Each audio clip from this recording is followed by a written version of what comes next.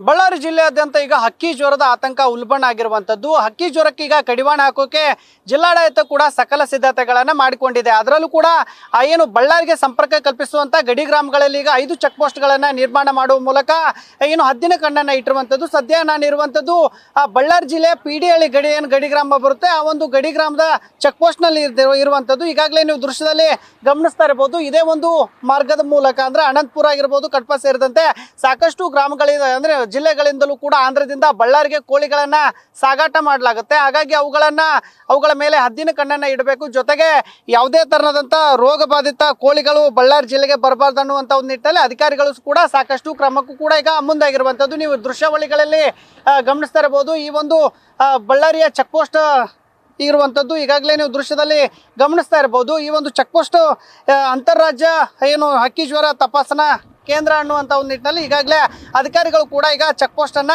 ನಿರ್ಮಾಣ ಮಾಡಿರುವಂಥದ್ದು. ಅಂದ್ರೆ ದಿನವಿಡೀ ಅಂದ್ರೆ ಈ 3 ಶಿಫ್ಟ್ಗಳಾಗಿ ಇಲ್ಲಿ ಅಧಿಕಾರಿಗಳು ಕೂಡ ಇಲ್ಲಿ ಕೆಲಸವನ್ನ ಮಾಡ್ತಾರೆ.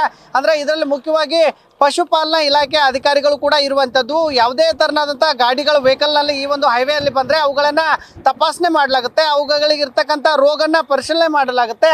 ಒಂದು ವೇಳೆ ಏನಾದ್ರೂ ಆ ಒಂದು ಕೋಳಿಗಳು ರೋಗ ಬಾಧಿತ ಆಗಿದ್ರೆ ಅವುಗಳನ್ನ ವಾಪಸ್ ಕಳಿಸುವಂತ ಒಂದು ಕೆಲಸವನ್ನ ಮಾಡಲಾಗುತ್ತೆ. ಹೀಗೆ ಬಳ್ಳಾರಿ ಜಿಲ್ಲೆಯಾದ್ಯಂತ ಒಟ್ಟು 5 ತಪಾಸಣಾ ಕೇಂದ್ರಗಳನ್ನ ಈಗ ಆರಂಭ ಮಾಡಿರುವಂತದ್ದು. ಯಾಕಂದ್ರೆ ಬಳ್ಳಾರಿ ಅಂದ್ರೆ ಅದು ಆಂಧ್ರದ ಗಡಿಯನ್ನ ಹಂಚಿಕೊಂಡಿರುವಂತದ್ದು. ಹಾಗಾಗಿ ಸಾಕಷ್ಟು ಪ್ರಮಾಣದಲ್ಲಿ ಏನು ಆಂಧ್ರ ಕಡೆಯಿಂದನೂ ಕೂಡ ಬಳ್ಳಾರಿಗೆ ಕೋಳಿಗಳನ್ನ ಸಾಗಾಟ ಮಾಡಲಾಗುತ್ತೆ.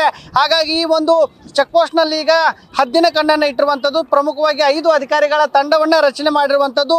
ಅವರಿಂದನೂ ಕೂಡ ಕೆಲವೊಂದಿಷ್ಟು ಮಾಹಿತಿಯನ್ನ ತಿಳಿದುಕೊಳ್ಳೋಣ. ಸರ್, ಈಗ ಮುಖ್ಯವಾಗಿ ಈ ಚೆಕ್ ಪೋಸ್ಟ್ ಯಾವಾಗಿಂದ ನಿರ್ಮಾಣ ಮಾಡಿದ್ದಾರೆ, ಇದ್ರ ಉದ್ದೇಶ ಏನ್ ಸರ್? ಸರ್, ಇದು ನಿನ್ನೆಯಿಂದ ಸೋಮವಾರದಿಂದ ಸ್ಟಾರ್ಟ್ ಆಗಿದೆ ಸರ್.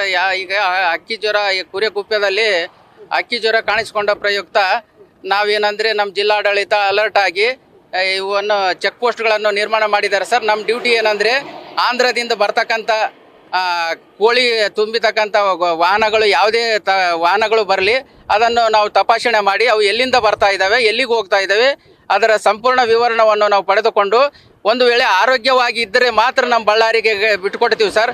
ಒಂದು ವೇಳೆ ಸತ್ತ ಕೋಳಿ ಅಥವಾ ಮಂಕಾದ ಕೋಳಿಗಳು ಕಂಡು ಬಂದಲ್ಲಿ ಅದನ್ನು ನಮ್ಮ ಮೇಲಾಧಿಕಾರಿಗಳಿಗೆ ತಿಳಿಸಿ ಅವನ್ನು ನಾವು ಹಿಂದಕ್ಕೆ ಕಳಿಸಕ್ಕಂತ ಪ್ರಯತ್ನ ಮಾಡ್ತಾ ಇದ್ದೇವೆ ಸರ್. ನಾವು ಅಂದ್ರೆ ಯಾವ ತರ ಪರಿಶೀಲನೆ ಆಗುತ್ತೆ ಸರ್? ಏನಾದ್ರೂ ಅವು ಆರೋಗ್ಯ ಇದಾವ ಇಲ್ವಾ ಅನ್ನುವಂಥದ್ದು ಯಾವ ತರ ಚೆಕ್ ಮಾಡ್ತೀವಿ ಸರ್? ಅವು ಆರೋಗ್ಯವಾಗಿ ಅಂದ್ರೆ ಸರ್ ಅವು ಆಕ್ಟಿವ್ ಆಗಿರ್ತಾವೆ ಸರ್. ಅವು ಅನಾರೋಗ್ಯ ಅಂದ್ರೆ ಡಲ್ ಆಗಿರೋದು ಅಥವಾ ಸತ್ತು ಬಿದ್ದಿರೋದು ಅದನ್ನು ನಮಗೆ ಕಂಡು ಬಂದಿದ್ರೆ ನಾವು ವಾಪಸ್ ಕಳಿಸ್ತೀವಿ ಸರ್. ಆರೋಗ್ಯವಂದ್ರೆ ಉಲ್ಲಾಸವಾಗಿರ್ತಾವೆ ಸರ್ ಅವು ಕೋಳಿಗಳು. ಅಂತವು ಮಾತ್ರ ನಮ್ಮ ಬಳ್ಳಾರಿಗೆ ಎಂಟ್ರಿ ಕೊಡ್ತೀವಿ ಸರ್. ಅಂದ್ರೆ ಈಗ 24 ಗಂಟೆಗಳ ಕಾಲ ಕಾರ್ಯಾಚರಣೆ? ಹೌದು ಸರ್. 8 ಗಂಟೆ ಸರ್. 8 ಗಂಟೆ 3 ಪಾಳ್ಯದಲ್ಲಿ ನಮಗೆ ಇದು ಹಾಕಿದ್ದಾರೆ ಸರ್, ಡ್ಯೂಟಿ ಹಾಕಿದ್ದಾರೆ. ಅದರಂತೆ ನಾವು ಕಾರ್ಯನಿರ್ವಹಿಸ್ತಾ ಇದ್ದೀವಿ ಸರ್. ಇದಿಷ್ಟು ಇಲ್ಲಿನ ಅಧಿಕಾರಿಗಳು ಕೂಡ ಹೇಳ್ತಾ ಇರುವಂತದ್ದು. ಅಂದ್ರೆ ಈಗಾಗಲೇ ಏನು ಗಡಿ ಗ್ರಾಮಗಳಿಂದ ಬರ್ತಕ್ಕಂಥ ಏನು ಆಂಧ್ರದಿಂದ ವೆಹಿಕಲ್ಗಳು ಬರ್ತವೆ, ಆ ಒಂದು ಗಾಡಿಗಳಲ್ಲಿ ಏನಾದ್ರೂ ಕೋಳಿಗಳಿದ್ರೆ ಅವನ್ನ ತಪಾಸಣೆ ಮಾಡ್ತೇವೆ.